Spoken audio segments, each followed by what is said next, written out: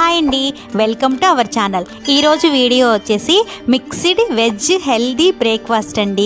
దాని ప్రాసెస్ ఎలాగో ఇప్పుడు చూసేద్దాం. నా ఛానల్ కనుక మీరు ఫస్ట్ టైం చూస్తున్నట్టయితే కనుక ప్లీజ్ సబ్స్క్రైబ్ చేసుకోండి. అలాగే పక్కనున్న బెల్ ఐకాన్ని క్లిక్ చేయండి, నా నోటిఫికేషన్స్ మీకు వచ్చేస్తాయి.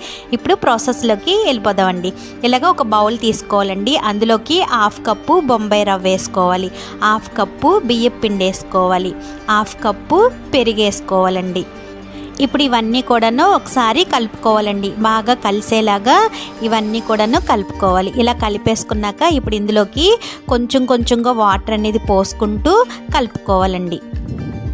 ఈ బ్యాటర్ అనేది మరీ గట్టిగా కాదండి, అలాగని మరీ లూజ్గా కాకుండా మనకి ఇడ్లీ బ్యాటర్ ఎలా ఉంటుందో అలాగా కలుపుకొని రెడీ చేసుకోవాలండి. ఇలా కలిపేసుకున్నాక ఇప్పుడు ఇది ఇంకా మూత పెట్టుకొని 10 నిమిషాలు పక్కన పెట్టేసుకుందామండి. ఈలోపు స్టవ్ వెలిగించి స్టవ్ మీద ఒక కళాయి పెట్టుకొని అందులోని 1/2 టేబుల్ స్పూన్ ఆయిల్ వేసుకోవాలండి. ఆయిల్ కొంచెం వేడెక్కాక ఇందులోకి 1 టీ స్పూను జీలకర్ర వేసుకోవాలండి. ఇది కొంచెం సేపు ఇలాగా వేయించుకోవాలి. ఇప్పుడు ఇందులోకి సన్నగా కట్ చేసుకున్న 1 టేబుల్ స్పూను కరివేపాకు వేసుకోవాలండి. ఒక 2 పచ్చిమిర్చి సన్నగా కట్ చేసుకున్నవి వేసుకోవాలి. ఒక ఉల్లిపాయ కట్ చేసుకున్న ముక్కలు వేసుకోవాలి. ఇప్పుడు ఇవన్నీ కూడా ఒకసారి ఇలాగా కలిపేసుకోవాలండి. ఇలా కలిపేసుకున్నాక ఒక చిన్న కప్పుడు క్యాబేజీ అండి సన్నగా కట్ చేసుకున్న ముక్కలు ఇందులో వేసుకోవాలి. 1/2 కప్పు క్యారెట్ వేసుకోవాలండి సన్నగా కట్ చేసుకున్నది.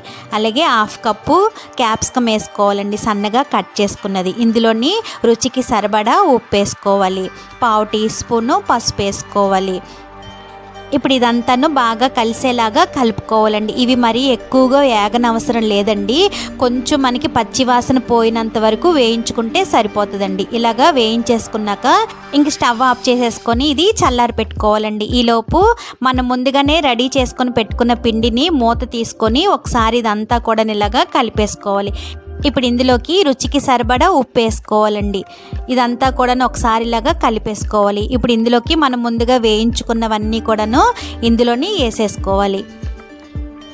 ఇప్పుడు ఇదంతా కూడాను బాగా కలిసేలాగా కలిపేసుకోవాలండి. ఇలా కలిపేసుకున్నాక ఇంకా మనకి ఇది రెడీ అయిపోయిందండి. దీన్ని ఇంకా పక్కన పెట్టేసుకుందాం. ఇప్పుడు స్టవ్ వెలిగించి స్టవ్ మీద ఒక పాన్ పెట్టుకొని అందులోని 1 టేబుల్ స్పూను ఆయిల్ వేసుకోవాలండి. నేను చిన్న స్పూన్తో వేసాను కాబట్టి 2 సార్లు వేసుకున్నానండి. ఇప్పుడు ఈ ఆయిల్ అంతా కూడా ఈ పాన్ అంతా స్ప్రెడ్ చేసుకోవాలండి. ఇలా చేసేసుకున్నాక మనం ముందుగా కలిపి పెట్టుకున్న ఈ బ్యాటర్ని రొట్టిలాగా వేసుకోవాలండి. మీరు కావాల్సి వస్తే కనుక చిన్నగా కూడా వేసుకోవచ్చండి. నేను ఒకటే పెద్దది రొట్టిలాగా వేస్తున్నానండి. ఇలాగ వేసేసుకున్నాక ఇప్పుడు ఇదంతా కూడాను స్ప్రెడ్ చేసుకోవాలండి. వేసేసుకున్నాక ఇప్పుడు మంటని లో ఫ్లేమ్లో పెట్టుకొని మూత పెట్టుకొని ఒక 5 నిమిషాలు దీన్ని ఇలాగే మగ్గనివ్వాలండి. అప్పుడు మనకి లోపల కూడా పచ్చిదనం అనేది లేకుండా చక్కగా మగ్గిపోతుందండి. ఇప్పుడు మూత ఓపెన్ చేసుకొని పైన ఒక 1/2 టేబుల్ స్పూను ఆయిల్ వేసుకోవాలండి. ఇప్పుడు ఇది రెండో వైపుకి తిప్పుకోవాలి.